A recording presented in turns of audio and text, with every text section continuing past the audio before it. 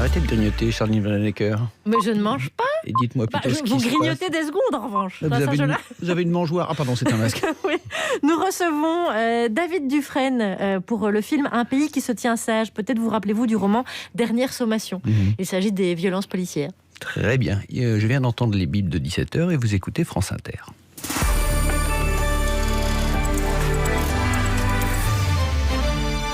Les infos, Laetitia Gaillet. Zaher Hassan Mahmoud sera ce soir officiellement poursuivi pour tentative d'assassinat terroriste et association de malfaiteurs terroristes. L'auteur de l'attaque devant les anciens locaux de Charlie Hebdo vendredi a été présenté cet après-midi à un juge d'instruction. On en sait désormais un peu plus sur son identité. Il a reconnu avoir 25 ans et non 18 et on en sait plus également sur ce qui l'a conduit à mener cette attaque. François Ricard, le procureur national antiterroriste. Il a de manière constante reconnu la matérialité des faits. Il indique avoir regardé ces derniers jours des vidéos en provenance du Pakistan évoquant la publication initiale, puis la nouvelle publication des caricatures de Mahomet, ainsi que les manifestations que cet événement avait suscitées dans son pays.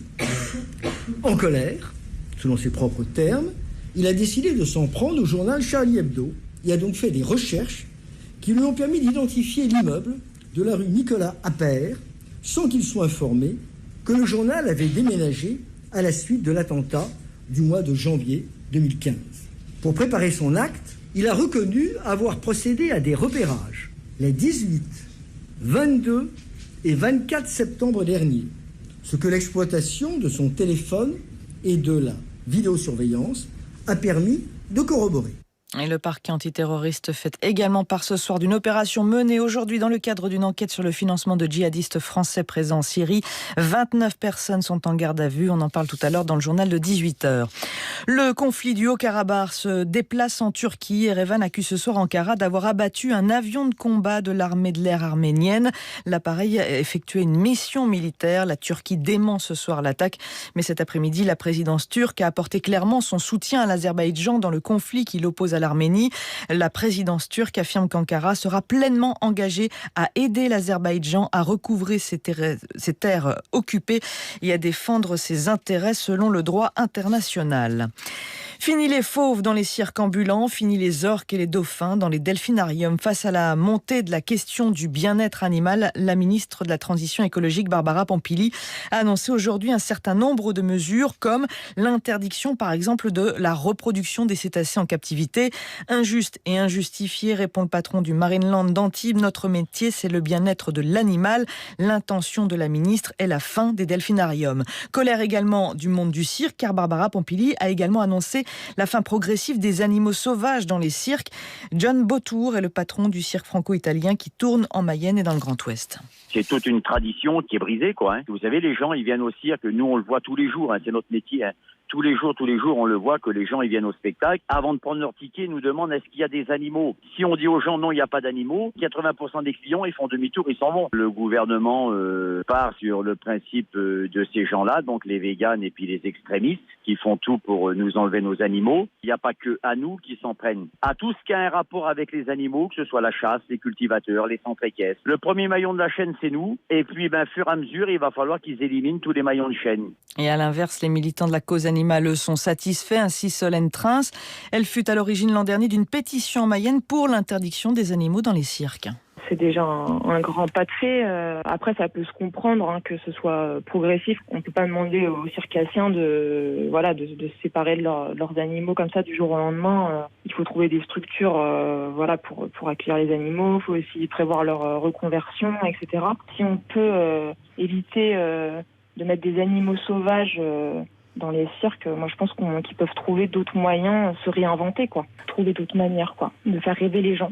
Dossier réalisé par Germain Treille de France Bleu Mayenne, le bien-être animal. On va en reparler tout à l'heure dans le téléphone sonne à 19h20. Vos questions, vos réflexions, dès à présent sur franceinter.fr ou au 01 45 24 7000.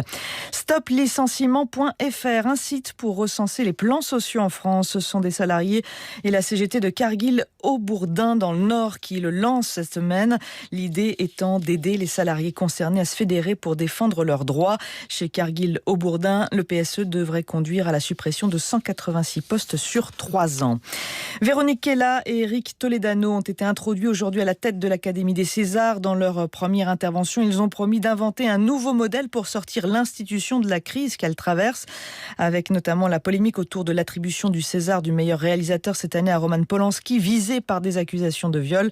Le duo qui était seul en lice dispose d'un mandat de 2 ans. Direction à présent Roland-Garros avec aux commandes un certain Guillaume Batin. Bonsoir Guillaume. Bonsoir. Alors on fait les comptes, un peu de pluie, peu de matchs joués à l'exception du Central aujourd'hui et 2 déceptions côté français, Mladenovic et Humbert. Ouais, la grosse déception, c'est après l'élimination au premier tour hier chez les garçons du numéro 1 français Gaël Monfils. La numéro 1 française aussi est tombée, éliminée au premier tour également, Kristina Mladenovic. 7-5-6-3 face à l'Allemande Laura Sigmund, qui est pourtant moins bien classée qu'elle au classement WTA. Et puis Hugo Humbert, c'est le français qui joue le mieux ces derniers temps, puisqu'il a battu à Hambourg il y a quelques jours le numéro 5 mondial, le russe Daniil Medvedev. Défaite en 4-7 pour Humbert face à Marc Polmans, l'Australien, 6-2, 6-2, 3-6, 6-3. Peut-être que la Française Fiona Ferro remportera le premier match côté tricolore. Aujourd'hui, elle est opposée à Heather Watson, la Britannique, 6-6 dans la première manche. Et Fiona Ferro mène 6-3 à 1 point du premier set dans le tie-break. Et puis sinon, sur le court central, qui est couvert, puisqu'il a plu de nombreuses fois dans la journée. On a hésité à interrompre les cours annexes tout à l'heure. C'est Novak Djokovic qui mène 2-7-0 face à Michael Himmer, 6-0, 6-2. Merci Guillaume Batin en direct de Roland-Garros, 17h06 sur Inter. France Inter et France 2, mobilisés pour le Liban. 2 mois après l'explosion qui a meurtri Beyrouth, France Inter vous propose une journée spéciale ce jeudi 1er octobre. Le 7-9, le 18-20, l'heure bleue, nos équipes seront en direct de Beyrouth, à l'écoute du peuple libanais. Et dès 21h, un concert événement au profit de la Croix-Rouge, en direct sur France 2 et France Inter, avec, autour de Nagui et Ibrahim Mahalouf, Clara Luciani, Mathieu Chédid, Bernard Lavillier. Journée spéciale, unie pour le Liban, ce jeudi sur France Inter. La crise du Covid va-t-elle accélérer le passage du monde du travail au tout numérique ? De quelles compétences va-t-on avoir besoin dans le monde de demain ? Comment se former pour ne pas perdre pied ? Quelles sont les entreprises et les secteurs à suivre ? Le 6 octobre, France Info vous invite à assister à Poitiers à la soirée exceptionnelle « C'est mon boulot, les nouvelles clés pour réussir ». Experts et témoins débattront autour de solutions concrètes. C'est mon boulot, le 6 octobre au salon de Blossac à Poitiers, un événement France Info. Réservation sur maisondelaradio.fr. Avec le groupe Cerégie, accélérateur de la transition énergétique en Nouvelle-Aquitaine et au-delà. Avec Grand Poitiers, formation, insertion et innovation, une économie et un territoire au service de ses habitants. Allez, on lâche rien, on garde la patate, c'est par Jupiter sur France Inter. Mais bien sûr, allez, hop, hop, hop. Merci Laetitia Gaillet.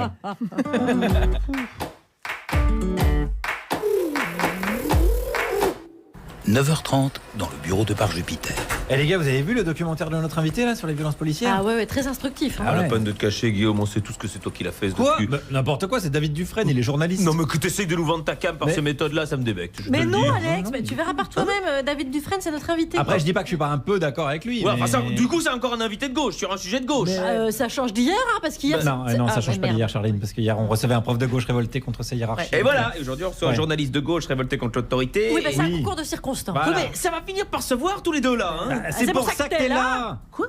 Bah, t'as plus un bon sens de... Un bon sens, je dirais, de droite. Voilà, le bon sens, comme on dit. Parce que la violence dans les manifs, elle est des deux côtés. Voilà, comme ça contrebalance, c'est bien. Et les casseurs, on en parle des casseurs dans le documentaire de Monsieur Dufresne. Mais t'énerve pas non plus. Bah si, parce que je m'énerve. Où il va ce pays ? Où je vous le demande. Sans compter l'islamisation. Voilà, parfait. Ouais, c'est très bien, Alex, très bien. J'espère que CNews va m'appeler parce que c'est chouette de jouer les réacs comme ça. Parce que tu joues là ?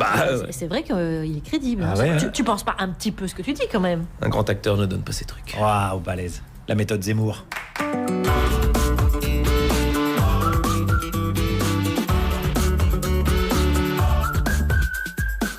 Bonjour la France Inter et bienvenue à l'Office de répression de l'esprit de sérieux. Et voici la devise, un seul être vous manque, et il est en télétravail. Au menu aujourd'hui, lors de la dernière manif, celle qui répondait à l'appel de la CGT, la gendarmerie a filmé le cortège avec un drone, alors que la loi n'encadre pas encore cette pratique, qui pour l'instant donc est illégale. La manif aujourd'hui, c'est le bras de fer des images où celui qui filme est filmé. Désolé, mais c'est moi qui te reconnais. Je t'ai vu le premier, toi tu m'as vu en deuxième. Je t'ai vu le deuxième, alors voilà. Maintenant que nos archives sont livrées aux GAFA, que faire? Effacer l'historique, comme dans le film de Kervern et Delépine, ou surtout conserver l'historique, car il contient notre mémoire, des preuves, nos souvenirs, même ceux qu'on a oubliés parce qu'on était bourrés. Sylvain, c'est maman. Ne tape pas mon nom dans Internet, s'il te plaît, j'arrive. Pendant les repas, on met la fourchette à gauche, le couteau à droite et le smartphone à côté. Le téléphone à table, est-ce une impolitesse ou une convention sociale désormais acceptée par tout le monde? J'avoue, tout ce qui est téléphonie sans fil, c'est mon dada. Il va se sentir concerné. Oui, bonjour Alex Vizorek. Je sens même coupable. Bonjour Charline Vanhoenacker. Eh bien, belle équipe autour de la table. À 17h20, celle qui a retrouvé la scène. Et pourtant, ça va pas tellement mieux. Donc ce n'était pas que ça. Le problème de Constance. Bonjour. Bonjour, de quoi on va parler? Alors aujourd'hui, c'est la journée mondiale du cœur. Et donc c'est une chronique instructive.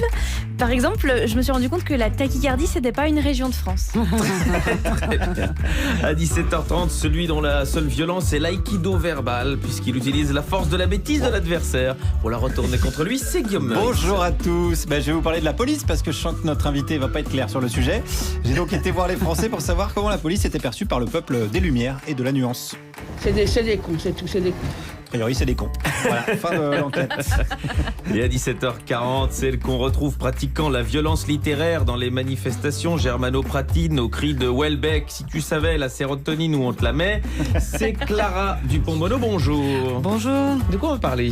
D'un livre qui raconte un point de bascule. Et voici celui qui sera filmé par la radio pendant 1 heure. Je vous laisse nous dire qui vous êtes. Vous êtes David Dufresne. Yes. France Inter, Charline Vanhoenacker, Alex Vizorek, par Jupiter. Bienvenue David Dufresne. Merci beaucoup. Mais je vous en prie. Un pays qui se tient sage, c'est le film documentaire qui sort en salle demain sur grand écran, donc sur le thème des violences policières. Donc c'est une fiction, n'est-ce pas? Oui, parce que ça n'existe pas. Voilà. Un pays qui se tient sage, ce film documentaire. Vous projetez sur grand écran donc les images des violences policières dans les manifestations, ces images qu'on voit tourner sur les réseaux sociaux et donc généralement sur nos téléphones. Les spectateurs les voient à grande échelle, tout comme les intervenants qui débattent dans le film. Face à face, vous faites dialoguer sociologues, écrivains, policiers, victimes, familles de victimes. D'abord, les images de violences policières que vous avez depuis longtemps recueillies. Ses mains arrachées, ses yeux crevés, comment vous en faites un objet cinématographique ? Simplement en les considérant pour ce qu'elles sont, c'est-à-dire autre chose que simplement des faits d'actualité, mais l'histoire en fait, tout simplement. C'est l'histoire. L'histoire, c'est l'idée que ces images qu'on a vues, on les a pas regardées en fait. On les a effacées en scrollant, en swipant, en balayant. Et Dieu sait que j'ai participé avec beaucoup d'autres à leur circulation, mais à un moment donné, il faut arrêter la circulation. Il faut se dire, tiens, on va s'arrêter, et puis on va regarder, on va examiner, on va décrypter, on va analyser ces choses-là. Alors pas d'un point de vue technique, mais plus d'un point de vue sociologique, philosophique, ce que ça signifie. Et donc, c'est un film sur l'image, puisqu'on est dans une guerre de l'image autour on va en parler tout à l'heure avec le drone dont vous avez parlé. Donc voilà, et puis c'est aussi rendre hommage à tous ces vidéastes, à tous ces gens qui filment, qui lèvent leur smartphone, qui documentent les pratiques policières, qui ne sont pas toujours des violences policières, mais qui sont parfois des violences policières. Et donc, voilà, il y avait l'idée de dire, voilà, on va s'arrêter pendant 1 heure et demie et réfléchir à tout ça. C'est un film qui est soutenu par la quinzaine des réalisateurs. Il était dans cette sélection du Cannes 2020 qui n'a pas eu lieu, mais voilà, c'est un film estampillé quinzaine des réalisateurs, et c'est un film documentaire de cinéma. Que peut apporter le pouvoir du cinéma à cette thématique-là ? Écoutez, je vous répondrai par les avant-premières qu'on fait là depuis 1 mois, où les gens sont bouleversés. Voilà. Hier à Paris, il y avait une jeune lycéenne de 17 ans qui a... D'ailleurs, je suis un peu ému là en y pensant, qui a fondu en larmes, qui a exprimé beaucoup de choses. C'est-à-dire que c'est la fameuse phrase de Godard, c'est l'image est plus grande que vous et vous levez la tête, à l'inverse de la télé où vous baissez le regard et l'image est plus petite que vous. Donc c'est cette idée qu'au cinéma vous pouvez pas détourner le regard. Voilà. Éventuellement, vous pouvez fermer les yeux, mais vous pouvez pas détourner le regard. À l'inverse du téléphone où il y a des notifications, où il y a le voisin qui sonne, où il y a un klaxon dans la rue, et puis la vidéo d'après, c'est une vidéo de chat. Là, vous êtes dans une salle de cinéma et vous êtes concentré, quoi. Voilà. Et l'échelle qui est reproduite sur l'écran de cinéma, elle est plus grande que la réalité ou pas? Parce que c'est ce qui est frappant quand on voit ces images projetées sur grand écran, c'est que c'est l'échelle. Et c'est presque plus grand que nature, que l'échelle de la réalité, ou c'est plus ou moins... Ça c'est le cinéma. C'est Robert Mitchum était plus petit que vous voyez ce que je veux dire. Non, mais en revanche, on a gardé l'homothétie, c'est-à-dire on a gardé absolument l'échelle à laquelle ça a été filmé. C'est-à-dire qu'on n'a pas... Et justement, c'est une différence, par exemple, avec les télévisions qui de mon point de vue, salopent ces images-là, en mettant des synthés, en mettant du flou à gauche, à droite, en mettant des informations par-dessus et en enlevant la charge réelle de ces images-là. Donc on a absolument respecté l'homotétie, c'est-à-dire l'échelle de ces images, sauf qu'elles sont plus grandes que nous, évidemment. Donc c'est-à-dire que la matraque qui arrive sur la nuque, on la voit bien, puis la main arrachée, on la voit clairement et on la voit plus on n'a grand pas flouté. Et surtout, devant ces images, on voit des témoignages, et celle qui prend la matraque et celui qui s'est fait arracher la main, c'est des témoignages très humains, et c'est sans doute sur ceux-là que la demoiselle a pleuré, que vous mélangez avec des témoignages plus macro, c'est-à-dire une analyse avec un sociologue, avec un historien. Vous vouliez pas choisir entre ces deux analyses-là? Vous vouliez les mélanger? Ah oui, et d'ailleurs c'est la raison pour laquelle on ne donne pas le nom ni la qualité des gens qui interviennent dans le film, sauf à la fin, pour un effet de surprise, parce que en démocratie, une voix vaut une voix. Voilà. Et donc le cariste vaut autant que l'historienne, le sociologue autant que la décoratrice. Alors on comprend quand même de par l'image, quelqu'un qui a dont l'œil est masqué, on comprend qu'il a perdu son œil, donc on sait pourquoi il est là. Et quelqu'un qui dit les collègues, on comprend assez vite, Guillaume Meurice sourit, qu'il s'agit d'un policier. Parce qu'il y a des policiers qui discutent aussi de ça. Et l'idée du film, c'est absolument le dialogue. Donc, il n'était pas question de hiérarchiser, même au contraire. L'idée, c'est pour une fois, d'écouter, d'arrêter de faire comme le Port-Salut, c'est écrit dessus. Alors lui, il est policier, donc il va dire ça. Donc je sais d'avance ce qu'il va penser, et je sais d'avance si je vais être d'accord ou non, selon que je m'appelle Guillaume Meurice ou Clara Dupont-Mono. Vous voyez ce que je veux dire? On voit très bien. Une balle perdue pour Clara Dupont-Mono. Voilà. Et donc effectivement, les 10 premières minutes déroutent un peu les gens parce qu'on n'a pas l'habitude. Et ensuite, eh bien, les spectateurs jouent avec eux-mêmes en se disant mais lui là, c'est qui? Et ils se rendent compte qu'en fait c'est un général de gendarmerie et non pas un gauchiste comme ils le pensent, puisque le général de gendarmerie est pris par certains pour un penseur d'extrême gauche qui est assez surprenant. J'avoue, je me suis fait avoir. Il y a donc débat et dialogue sur ces images qui sont projetées à ces intervenants aussi sur grand écran. Absolument. Et pourtant, la parole très très officielle, plutôt côté ministre de l'Intérieur ou préfecture, elle est absente. Il y a assez peu finalement de policiers. Mais, ça c'est pas sympa là, vous racontez la fin du film. Documentaire ou pas, on raconte pas la fin. Non, mais c'est pour l'équilibre. Vous avez raison. C'est une question qu'on vous a déjà posée d'ailleurs. Effectivement, la place Beauvau et la préfecture de police, après m'avoir donné des rendez-vous secrets, je vous assure que c'est vrai, non pas place Beauvau où j'ai pas trop le droit d'y aller, mais dans le café en face, on m'a fait comprendre que finalement l'institution ne désirerait pas parler. Et en fait, je trouve ça dévastateur pour elle, pour l'institution. C'est-à-dire que si elle refuse le dialogue, alors on est mal. Alors on est mal. On est mal. On va rester comme ça. Je compte sur vous. Un pays qui se tient sage, on continue d'en parler avec David Dufresne. Il sort en salle demain.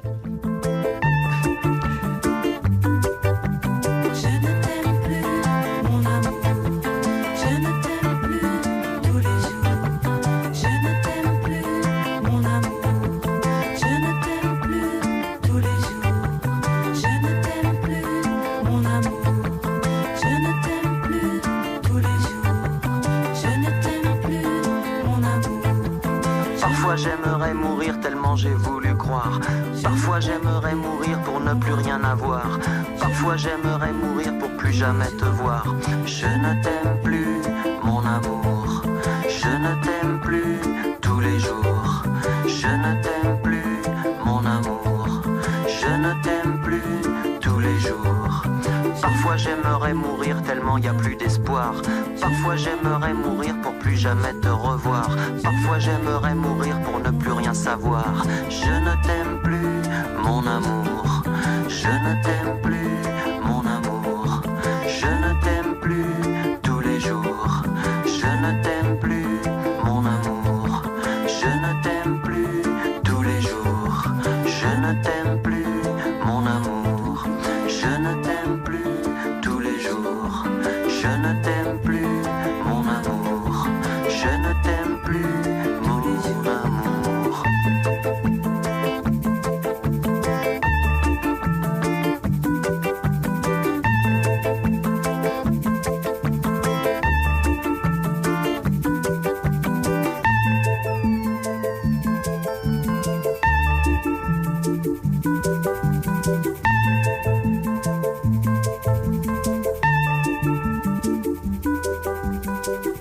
Manu Chao, Je ne t'aime plus. Sur France Inter, David Dufresne est notre invité. Il réalise Un pays qui se tient sage, qui sera en salle demain. Vous aviez raison, Guillaume, je dis que c'est un film sur le thème des violences policières. C'est autre chose que ça. Plutôt un film sur la violence légitime. Qu'est-ce que c'est que la violence légitime dans un pays, dans une démocratie? Il l'a vraiment regardé, hein. J'ai adoré. Bien sûr, quand Guillaume Meurice peut faire une intervention pertinente, surtout ne jamais hésiter à lui tendre le micro. Pour entourer toute cette équipe. Eh bien, il y avait Constance et Clara Dupont-Moreau dont on attend les réflexions pertinentes d'ici 18h. Journal. Quand j'entends le mot violence policière, moi personnellement, je m'étouffe. Le journal de presque 17h17.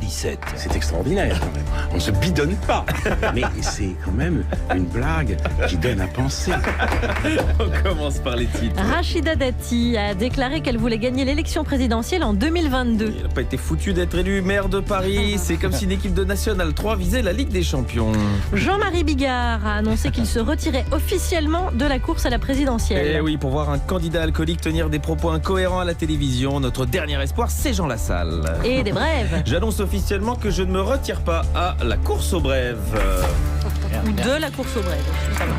Ça marche aussi. Les deux, ça marche aussi. Allez, on commence avec le professeur Raoult. Oui, invité hier matin sur RTL où il a un petit peu étalé sa modestie. J'ai publié, une cinquantaine de publications scientifiques sur le Covid-19. Je suis le seul en France à avoir publié autant. Je publie 3 fois plus que le deuxième. Donc c'est pas la question. Moi je continue à faire de la science. Ça vous prend beaucoup de temps de publier ? Moi je travaille tout le temps, c'est un peu compliqué, c'est pour ça que j'ai pas le temps de recevoir la presse, ni de papoter, ni de venir sur les plateaux télé. Voilà, donc vraisemblablement, il n'a rien publié sur la contradiction comme mode de vie. En parlant de contradiction, prenons des nouvelles de Pascal Praud. Oui, qui reste quand même une belle référence sur la matière. Il faudrait peut-être que nous-mêmes nous fassions notre autodiscipline parfois, à pas donner la parole à n'importe qui. Connaître son mal est le commencement de la guérison. Fernando de Rojas, dramaturge espagnol. Oh là, dites donc, dans vos 5 derniers mots, on a appris plus de trucs que dans toute l'émission de Pascal Praud. Et voilà, c'est ça. Covid à présent, alors que les universités sont désormais les principaux lieux d'identification de clusters de Covid-19. Eh bien, pour la ministre de l'Enseignement supérieur et de la Recherche, Frédérique Vidal, rien ne dit que les contaminations se fassent au sein des universités. Eh oui, elle veut nous faire croire que le coronavirus, c'est un peu comme les anges de la télé-réalité. Ils fréquentent les bars et les boîtes, mais pas les universités. Le gouvernement l'a répété aujourd'hui, pour éviter le reconfinement, on compte toujours sur l'appli Stop Covid. À tout miser sur quelque chose qui marche visiblement pas, la technique d'Emmanuel Macron, puisqu'il nous avait fait le coup avec François Bayrou. À Bordeaux, des studios de yoga décident de braver la fermeture des salles de sport. Eh ouais, vous imaginez ce qui va se passer si la police interpelle un prof de yoga? Non. Alors monsieur, vous ne respectez pas les consignes de la préfecture? Ouvrez vos chakras. Mettez-vous en position de la théière afghane. Je vous sens tendu. Je vais vous détendre avec ma matraque, moi, vous allez voir. Zen, nous sommes tous frères. Je suis pas ton frère! Et voilà comment un nouveau lit d'hôpital ne servira pas au Covid-19.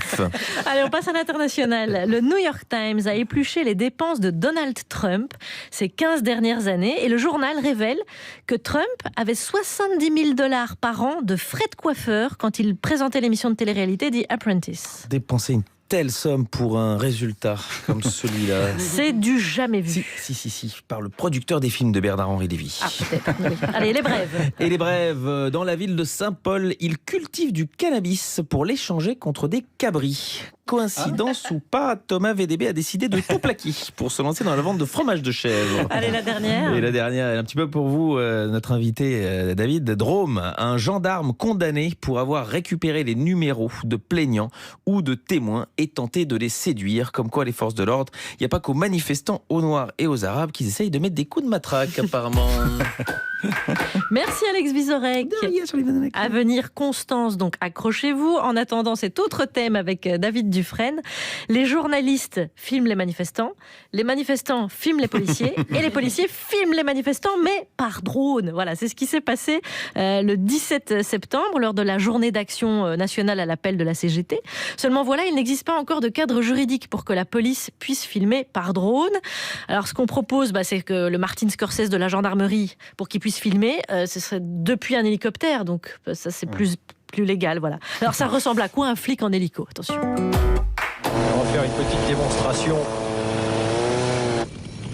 Couper les gaz, je vais d'abord repérer. Voilà, on s'arrête. Là, on devient un ballon libre. Pas de gaz, Nicolas, pas de gaz. Merdoum. Jette la corde, jette la sonde de manœuvre et soupape tout de suite. Allez, grouillez-vous. Pas fort, mais pas trop fort. Grouillez-vous de la prendre, Vince. Bruno. Vous l'avez? Doucement. Ça n'a pas redémarré. Oh là là là. Je sais pas où je partais là. Mais alors, j'y allais direct. Il n'y a plus de batterie là, t'emmerdes pas, il n'y a plus de batterie. Non, vous faites chier. T'as vermis le contact? Parce que là, le contact était coupé. Hein. Moi, je viens de le remettre, là. Je l'ai peut-être pas remis le contact. Alors, c'est possible. Ah, les belles heures d'Ushuaïa. Peut-être métaphore du passage de Nicolas Hulot au gouvernement accessoirement. Il a pas mis le contact. Alors, David Dufresne. Donc, on le sait maintenant, le policier vise très très mal. Ça, on le sait, on le revoit dans votre film. Donc, si on lui confie une caméra, est-ce qu'il vaut mieux pas qu'il filme en plan large depuis un drone? Ma question. Oui, on peut, d'un point de vue policier, mais non, derrière cette question-là qui est extrêmement importante, c'est qu'en fait, la police s'équipe de manière un peu illégale. C'est-à-dire qu'il n'y a pas de texte de loi qui encadre ça, de la même manière qu'il n'y a pas de texte de loi qui encadre les nassages, le fait d'être nassé dans une manifestation. Le défenseur des droits, Jacques Toubon, l'avait, à l'époque où c'était lui, l'avait rappelé plusieurs fois. Et donc, on sent là la police qui essaie de forcer un peu les usages en utilisant finalement des drones pour filmer. Et le problème, c'est de savoir qu'est-ce qu'il advient de ces images, quels sont l'archivage, quel est l'archivage, etc. Donc, en fait, c'est un vrai souci sur la question des libertés publiques. Et ça fait partie de cette question du monopole de la violence physique, c'est-à-dire, étant donné qu'ils ont le monopole, que l'État a le monopole, il se permet des choses? Alors justement, alors là, vous revenez sur le film et surtout donc la grande phrase de Max Weber. Max Weber n'a absolument pas dit que l'État avait le monopole. Il a dit il revendique le monopole. C'est pour ça qu'on peut discuter. Oui. C'est pour ça qu'on peut discuter des drones. L'État revendique de pouvoir nous filmer à tout moment, etc. Mais sauf que s'il revendique, c'est qu'on peut négocier, on peut discuter. On le fait là. Et puis, par exemple, je sais que le Conseil d'État a cassé une décision d'un autre tribunal. Parce que pour le confinement, c'était autorisé. C'est ça. En fait, si vous voulez. Et là, c'est l'autre point qui est extrêmement important derrière ce côté qui peut sembler tout simple. C'est qu'en fait, au nom d'une sûreté sanitaire qu'on accepte tous et qu'on comprend tous, on équipe la police de drones en disant il faut surveiller les gens, mais en fait ce sont ensuite des pratiques qui vont rester. Et toute l'histoire de la police depuis ces 30 dernières années, c'est ça, c'est-à-dire qu'on part d'états de lois d'exception, d'antiterrorisme, de lois sanitaires, et finalement après ça se transforme en habitude, en droit, c'est versé dans le droit commun, etc. Et donc c'est un recul des libertés publiques et individuelles à chaque fois. C'est ce que dit un petit peu Amnesty International aujourd'hui avec la loi comme arme de répression, ce serait ça? Alors Amnesty a sorti ce matin même un rapport de 61 pages. Pas mal pour votre promo, ça, quoi. Beau plan de com. Pour rien, mais je suis pas sûr encore, parce que ça tombe vraiment bien. Mais je peux vous dire, je vous invite vraiment à le lire. C'est absolument renversant. Des gens qui sont poursuivis pour avoir scandé non au LBD, oui au muguet. Oui.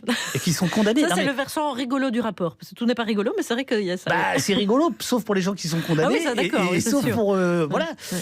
Faites gaffe. Vous, à ce micro, vous allez. Ah oui, vous avez raison, c'est vrai. C'est ce que je vous dis depuis quelques Non, années. mais ouais, il me semble. Ça va vite. Ça Le va vite. LBD et le muguet, on n'a pas trop d'avis.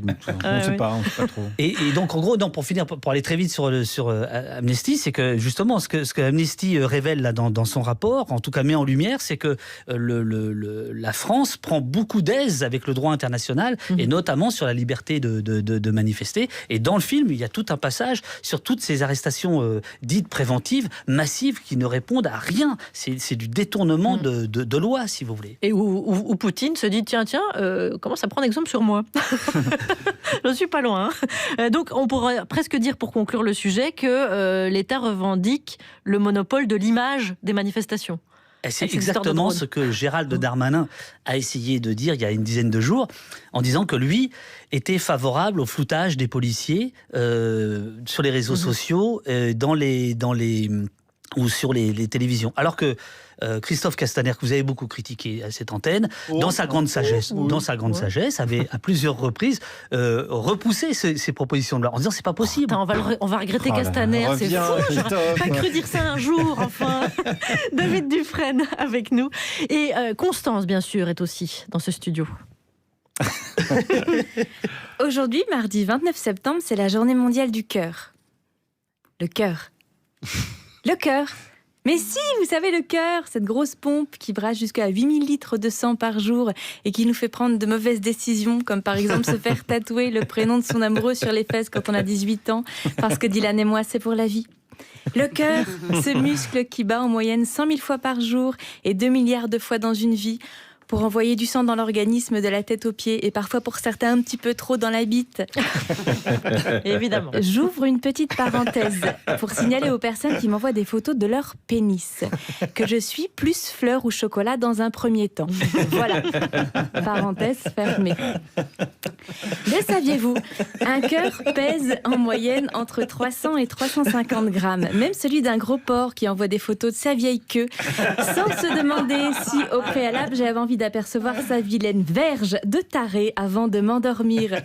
C'est quand même bizarre cette manie de photographier son chibre, comme si c'était un édifice merveilleux, un monument incontournable, et d'envoyer cette photo à une femelle qu'on ne connaît pas, en espérant provoquer une éventuelle excitation ou un potentiel coït.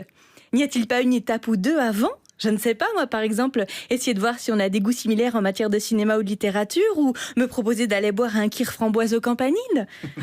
Parce qu'on ne balance pas directement une photo de sa nouille. Non, parce qu'il y a 0% de chance pour que la nana, à la vue de cette photo, soit prise d'une envie irrépressible de déguster cette dite nouille façon bolognaise. Bref, donc le cœur chez l'être humain est le premier organe à se développer et pour certains il n'est apparemment jamais vraiment relié au cerveau. Est-ce que j'envoie des photos de ma foufou Narok voisine, moi ? Non ? Je passe son adresse mail. Le cœur d'une baleine grise bat en moyenne 9 fois par minute, celui d'un moineau 500 fois par minute et malheureusement celui d'un enfant arrosé aux produits Monsanto bat de manière très irrégulière au départ et rapidement plus du tout. Quand on dit « je t'aime de tout mon cœur », normalement, c'est poétique. Mais quand on y pense, c'est assez dégueulasse. Ce gros bout de barbac gorgé de sang avec des tubes de partout qui fait floc-floc, c'est loin d'être joli. Hein. J'imagine les premiers anatomistes, genre Ambroise Paré, avec ses disciples. « Mes amis, c'est d'un geste ému et le scalpel fier que je vais vous dévoiler le siège de nos sentiments. Quick, ah merde, c'est un gros steak !» Ah bah si quelqu'un a des cas près de la maillot, je me ferais bien un tartare. Parole historique. Avec le recul, c'est vrai que n'importe quel organe, si on le regarde d'un point de vue médico-légal, il ressemble plus à un bout de viande froide plutôt qu'à une figure de style. C'est fou de penser qu'on est constitué de bouts de viande qui, connectés les uns aux autres, forment des gens, des identités différentes, et malheureusement trop souvent des gros cons. J'ai l'impression que le monde se divise en deux parties. D'un côté, les êtres de raison, dont le cœur ne bat que pour des raisons mécaniques. Ce sont eux qui dirigent le monde. Et d'un autre côté, les êtres de passion, ceux qui ont le cœur pour moteur. C'est le cœur cœur qui aiguille chacune de leurs décisions. Et eux tentent de rendre ce monde supportable. C'est très compliqué. Je crois fermement que le cœur est l'organe du rêve et je n'aime pas l'imaginer comme un vieux steak. Et contrairement à ce que semblent penser certains gros dégueulasses, je suis infiniment plus touchée et émoustillée par un mot sorti du cœur plutôt que par 15 cm de viande de bite turgescente, irriguée apparemment plus par une pompe à merde plutôt que par un cœur. Voilà, bisous. Bisous Constance. Oui, si je peux ajouter un truc, je voudrais parler à ces gens qui vous envoient des photos de sexe. Ne le faites pas, parce que Constance ne se pose pas non plus la question de savoir si nous, dans le groupe WhatsApp de Par Jupiter, on a envie de se faire transférer cette photo. C'est ce que j'allais dire. C'est ce que j'allais dire, parce que moi-même l'ayant reçu par le truchement de Constance, j'ai pas passé une super soirée, mais surtout tout ce qui arrive après, c'est-à-dire tous les détournements de Thomas Croisière et consorts. On partage notre vie avec les auditeurs. Voilà. Et parfois on est dans le métro quand on on est très gênés. J'étais dans le RER ce jour-là. Et j'étais très gênée et les gens autour. Voilà, c'est tout. Ne faites pas ça chez vous. Constance, cela dit, vous jouez bientôt à Paris. 4 dates exceptionnelles au Théâtre des Deux Ânes, les 3 et 10 novembre, ainsi que les 3 et 15 décembre. Votre spectacle Pot pourri. Oui. Venez, parce qu'on va bientôt mourir. Fantastique Negrito. Chocolate Samouraï. C'est France Inter. Have you lost your mind yet to get free tonight? Tell all of your friends to come over and get free tonight. Keep your hands in time, get free tonight. Yeah. Now the whole world is watching, get free tonight.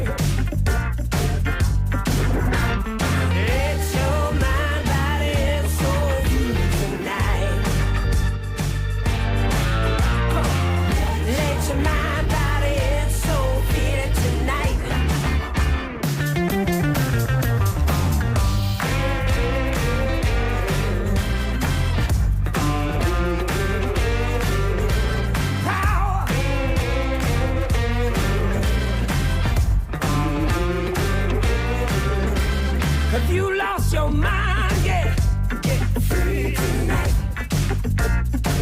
Now listen, my people, my teachers, my soldiers, let's get free tonight. Ooh.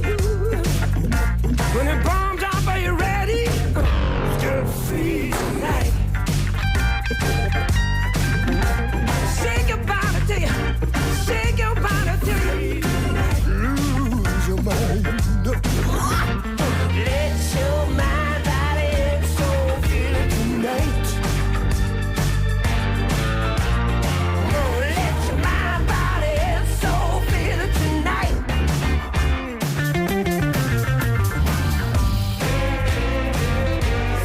Got to get ready. Power. Got to get ready.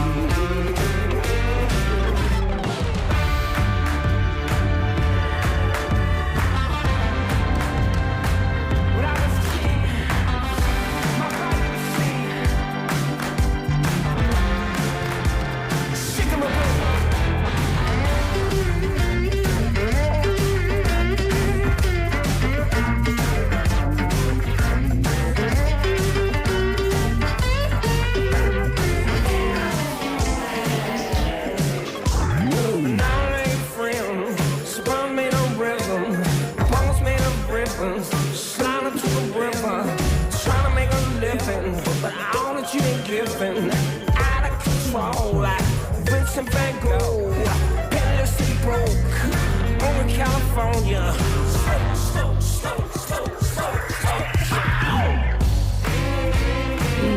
Vous avez la bonne idée d'être sur France Inter. Vous écoutez Par Jupiter. Notre invité David Dufresne a réalisé Un pays qui se tient sage. Le film sort en salle demain. Il questionne la violence d'État et sa légitimité.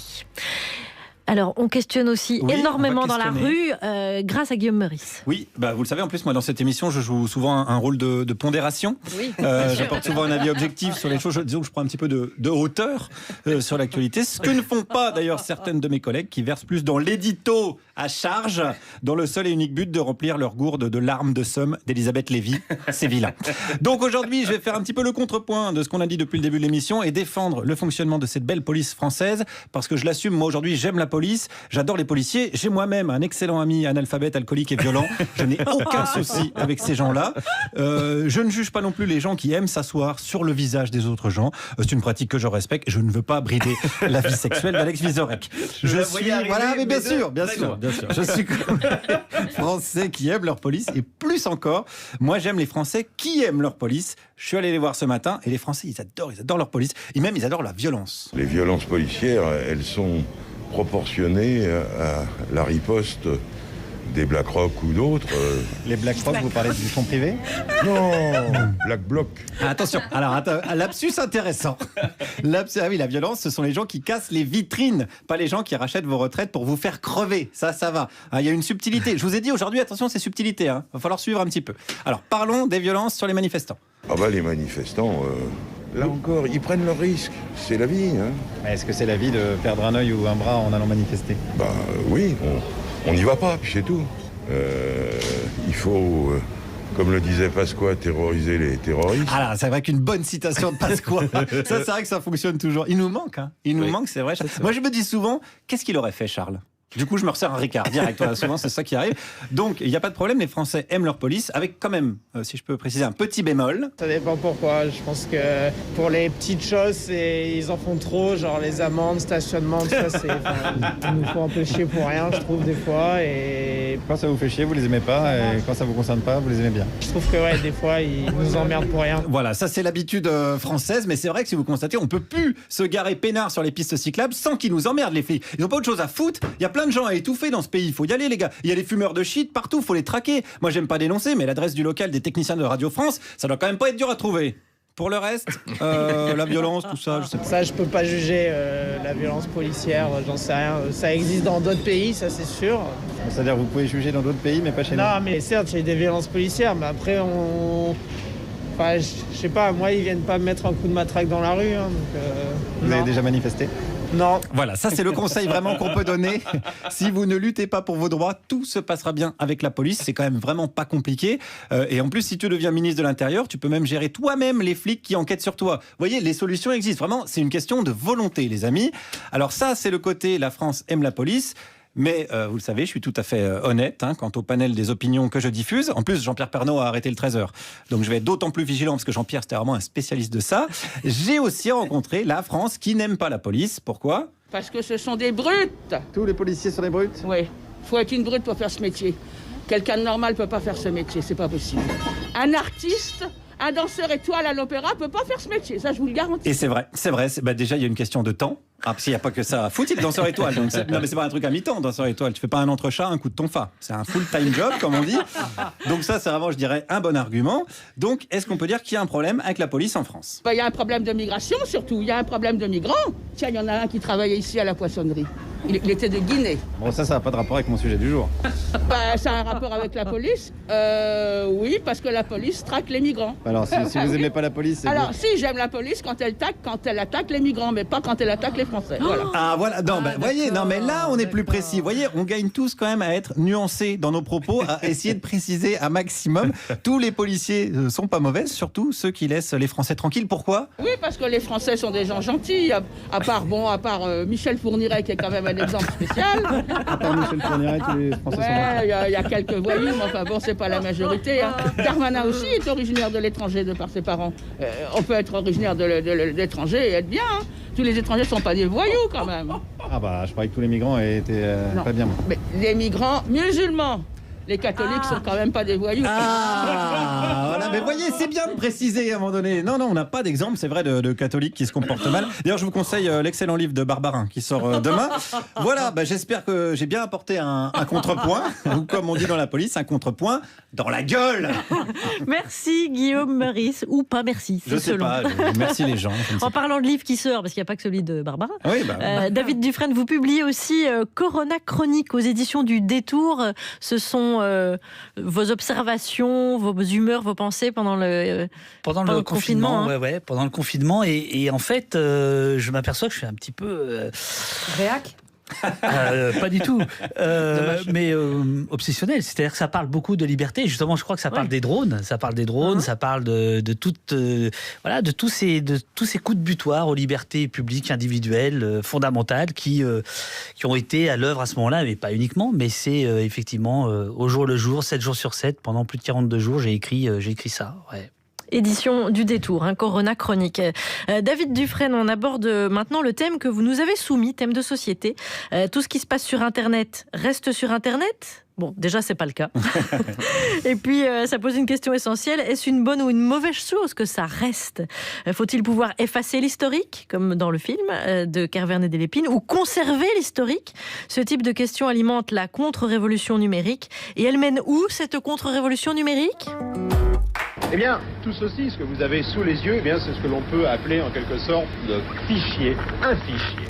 La caractéristique d'un fichier, c'est donc de stocker énormément d'informations, mais surtout que ces informations, on puisse aller les rechercher très rapidement. Alors, on vous parle, du fichier national. Dites-vous bien que pour pouvoir stocker tous les renseignements concernant les Français, il faudrait un immeuble de 8 étages. Vous doutez bien que c'est quasiment inutilisable. Alors, il y a une solution beaucoup plus simple. La solution beaucoup plus simple, c'est ce que l'on appelle l'interconnexion des ordinateurs, c'est-à-dire de pouvoir consulter à l'aide, par exemple, d'une machine à écrire comme celle-ci, ou bien d'un simple appareil téléphonique, de pouvoir consulter à distance un autre ordinateur et pouvoir consulter le fichier. Et c'est Michel Chevalet qui nous explique tout ça, et c'est une archive qui date de 74. Absolument. Oui. Alors, comment ça marche ? C'était ça.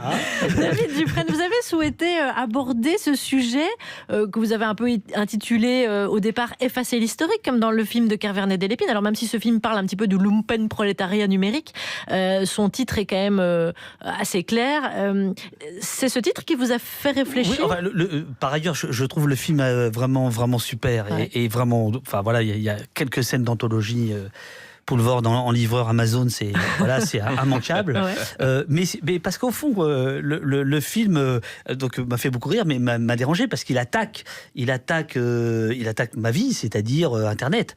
Et il attaque avec raison, c'est-à-dire que quand on s'est mis sur Internet dans les années 90, les GAFA n'existaient pas et c'était pas du tout ce que c'est devenu aujourd'hui. Donc le fichage cher à Michel Chevalet, l'occupation totale de la marchandisation à outrance, et puis voilà, cette idée de mouchardage, c'est-à-dire que tout le monde espionne tout le monde, etc. Et en même temps, sans les réseaux sociaux, par exemple, on ne parlerait pas des violences policières. C'est-à-dire que c'est parce qu'à un moment donné, il y a eu Twitter, il y a eu Instagram, il y a eu YouTube, que les gens ont pu à la fois filmer et diffuser. Donc ces deux choses-là existent. Ouais.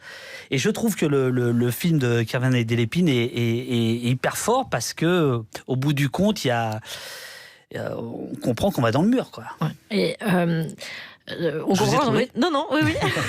Mais quand ça se fait, ça ? Je me disais, si vous aviez effacé votre... fois que ça m'arrive.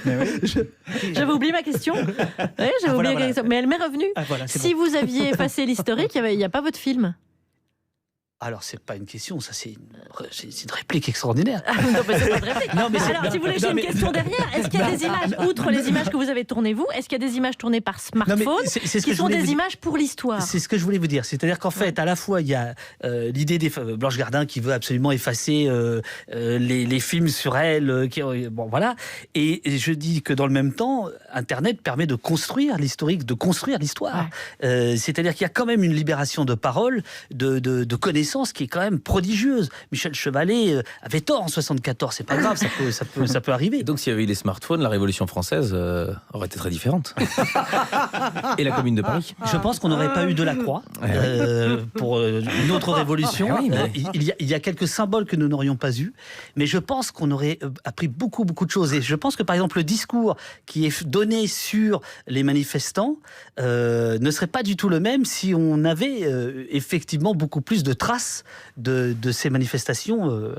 Après, les manifestants ont toujours écrit des chansons, des poèmes, il y a des tableaux. L'idée de la représentation de la manifestation a toujours existé. Sauf que là, c'est massif, c'est en direct et c'est surtout sans autorisation. David Dufresne en notre compagnie et Clara Dupont-Mono, tiens, qui nous propose une lecture. Oui, parce que on est branché sur l'actualité, David, ici, vous le savez. Surtout vous. Oui, et surtout la littérature. Elle est gonflée quand même. L'actualité, vous allez mourir. C'est aussi l'attentat qui a visé Charlie Hebdo vendredi. À nouveau, les ravages du terrorisme islamiste et notre effarement et nos questions. Alors en général, la littérature, elle préfère les questions aux réponses. Il arrive parfois, cependant, que la littérature donne des réponses. Et j'en veux pour preuve ce roman qui s'appelle La Grande Épreuve d'Étienne de Montetti. C'est passionnant parce que ça raconte le basculement d'un jeune homme vers l'islamisme au point de tuer un prêtre. Et c'est une histoire qui est inspirée de l'assassinat du père Hamel dans son église de Saint-Étienne de Rouvray en 2016. Donc dans ce livre, il n'y a pas de suspense. C'est-à-dire que la fin, on la connaît, le prêtre, il est assassiné. Le livre raconte donc pas la tension, mais il raconte le point de bascule d'un esprit vers le fanatisme meurtrier. Ce jeune homme devenu terroriste n'est pas né dans un quartier sensible, comme on dit à Libération. Il n'est pas pauvre, ni délinquant. Vous faites allusion à la carrière de David Dufresne, qui a été longtemps reporter à Libé. Voilà. Je donne les sous-titres pour les auditeurs. Absolument. Il s'appelle David. Il a grandi dans la famille Berthaud, dans une petite ville du sud de la France. Il a été scout, il a été joueur de rugby dans l'équipe de la ville. Et il a été adopté quand il avait 10 mois. Il a reçu l'amour de parents qui souhaitaient un enfant sans pouvoir en fabriquer, lesquels ne lui ont jamais caché son adoption. Alors évidemment, David, avec son teint mat et ses cheveux noirs, on le prend pour un Italien. Et sa mère se dit, je cite, « Quelle différence, c'est la Méditerranée ». Et puis un jour, il a presque 20 ans, il croise la route de Hicham. Alors lui, c'est l'anti-David, il est dans la rage et dans l'errance, et il dit à David, mais David, ça n'est pas du tout adapté à ton visage, en fait c'est Daoud, ton prénom. Il lui présente des gens qui disent, je cite, des terroristes, c'est les Français qui disent ça. David est né à Roubaix, Hicham est né à Troyes, ils sont français évidemment, mais ça ne compte pas quand monte en fait une sorte de revendication aveugle. Mieux, le père de Hicham a toujours tenu à ce que ses filles étudient et il est désespéré devant l'évolution très radicale de son fils. Donc Étienne de Montetti, il invente 2 futurs terroristes qui viennent d'un milieu ouvert, instruit, pas du tout bigot. Et la question qu'il pose en creux, c'est comment l'intelligence peut produire de la bêtise et comment l'humanisme peut produire du fanatisme. C'est donc le livre du passage à l'acte. Alors c'est un sujet que la littérature n'a jamais esquivé. Par exemple, c'est le personnage de Chêne dans La condition humaine d'André Malraux, devenu fanatique. Chêne, pas Malraux. Mais Chêne ne se sent à sa place nulle part. Et en fait, comme pour David, l'acte terroriste consiste d'abord pour lui à racheter un sentiment d'humiliation. Et la folie consiste précisément à faire payer au collectif un sentiment personnel. Sauf que dans La condition humaine, nous sommes avec les révolutionnaires chinois de 1927, le terrorisme est politique. Dans La Grande Épreuve, nous sommes en France au XXIe siècle, le terrorisme est religieux. Et ce que dit Montetti, alors en tout cas moi je l'ai lu comme ça, c'est que la foi est peut-être moins dangereuse que la religion. C'est-à-dire qu'il décrit la chambre d'écho que donne la religion, les représentants, les instances, les discours officiels, les consignes, les ordres, et qu'en fait tout est en place pour qu'un ressenti se transforme en force manipulable. Alors que la foi, elle, nichée au cœur de l'homme, même si elle devient folle, si elle ne rencontre pas le relais extérieur de la religion, elle reste dans le cœur de l'homme. C'est-à-dire qu'elle naît et elle croit dans l'intime et il ne lui viendrait pas à l'idée de tuer pour être partagée. Je vous redonne les références. La Grande Épreuve d'Étienne de Montetti est parue chez Stock. Merci Clara Dupont-Mono pour ce choix littéraire. On peut vous réécouter en podcast si vous avez pris cette chronique en cours. Vous écoutez France Inter, on aborde ce dernier thème avec David Dufresne. On ne met pas ses coudes à table. Surtout depuis qu'on tousse dedans, c'est encore pire. Mais on peut mettre son portable à table. Plus de la moitié d'entre nous chipotent à son portable au milieu des repas. Est-ce impoli ? Un sondage montre que c'est devenu une norme sociale, une convention acceptée par beaucoup de monde, une majorité, sauf par les plus de 65 ans. Et au dîner, ça donne quoi ? Ah, c'est Julien. Très sympa, il me demande si ça va. Très intéressant. Mais c'est qui Julien ? Julien, c'est un collègue au travail. C'est très sympa d'ailleurs. Alors je vais lui dire que je suis en train de dîner avec des amis et qu'on en parlera de tout ça lundi. Pas compliqué. Non, mais pourquoi tu lui dis où t'es? Tu t'en fous? Enfin, surtout, on s'en fout, non? Enfin, il dit la vérité qu'il dîne avec des amis. Bah oui, je dis la vérité. Malade ce ça va, on n'a plus aucune vie privée. Avant on disait salut, comment ça va? Maintenant on dit salut, t'es où? On s'en fout où on est. T'as laissé-nous respirer. Il a raison. En plus, il m'a juste demandé comment j'allais. Hein. C'est pas. Mais oui.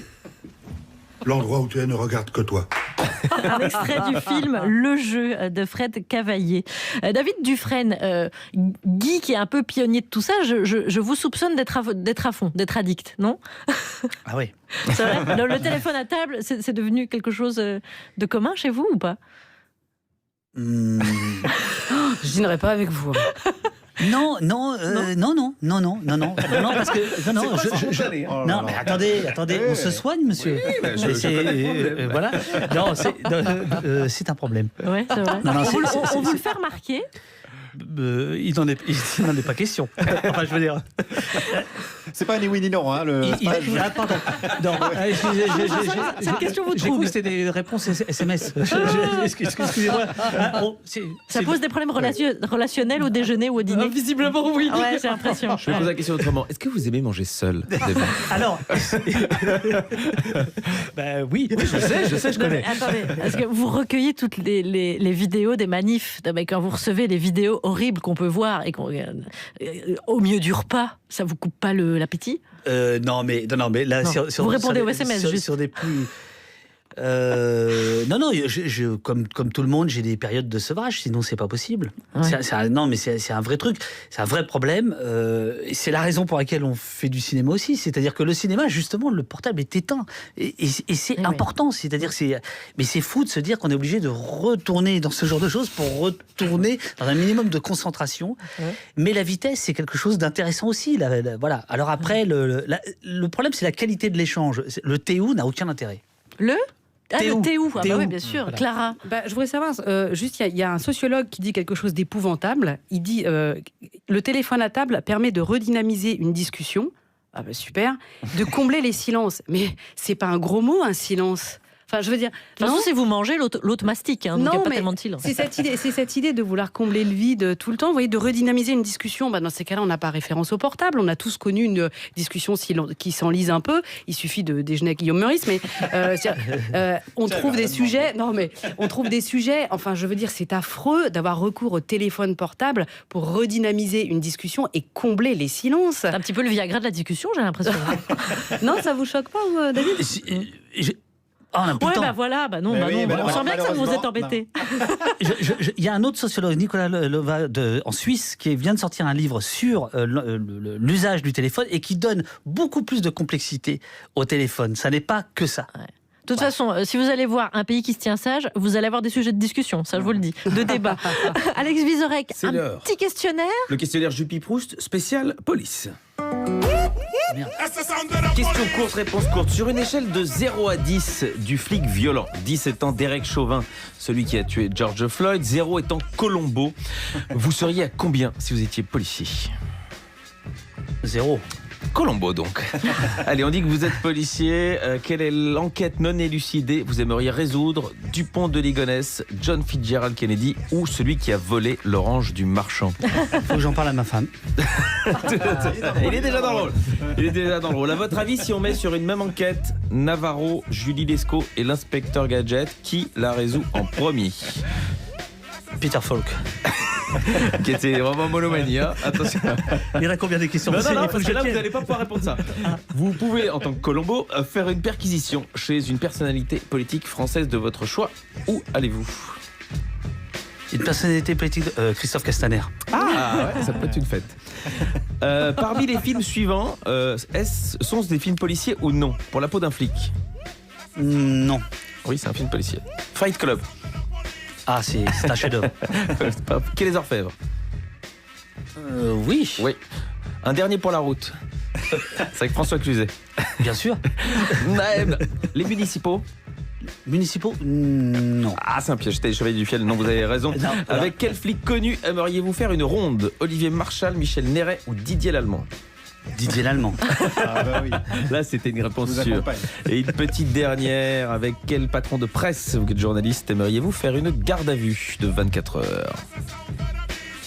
Le mec de Valeurs Actuelles. Ah, des choses à Geoffroy dire, Lejeune. effectivement. Ah. Geoffroy Lejeune. David Dufresne, merci. Pour terminer, est-ce que vous pouvez nous dire quel a été le Mais déclic? c'est quoi cet interrogatoire Ah bah oui, mon vieux. Bon, on n'a plus le temps, c'est pas grave. J'allais vous demander le déclic pour passer du téléphone portable, de l'image au cinéma. Vraiment ce qu'on a dit tout à l'heure sur le téléphone, c'est-à-dire l'idée qu'à un moment donné, ces images sont plus grandes que nous, sont plus importantes que les notifications, qu'on doit arrêter d'être constamment... Vous aviez donc répondu. Et donc, on peut réécouter le début de l'émission en podcast, si jamais vous Fallait voulez. pas faire deux fois la même réponse. Un pays qui se tient sage sort en salle demain, le film de David Dufresne. Je vous remercie beaucoup, Merci David infiniment. Dufresne. Et je vous dis à demain, on sera mercredi. Le mercredi, c'est par Jupiclass et pas autrement. On a dit pas de compromission, surtout pas avec le monde corrompu des enfants.